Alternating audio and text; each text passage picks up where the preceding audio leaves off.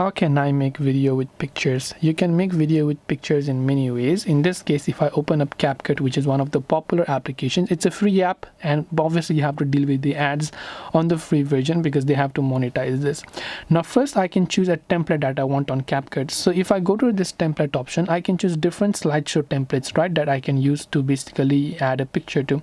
So let's say I like this particular template. I can see this template. So if I like this template, I can select use template, and I can add a photo to this template that I want to use, right? So it will create a slideshow with these photos by tapping the next option, and you can say it has successfully created for me automatically. It's as simple as this.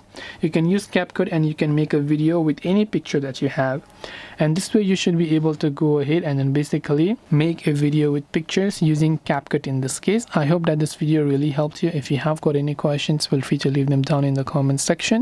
As always, thank you very much for watching till the end of this tutorial, and see you soon in the next video.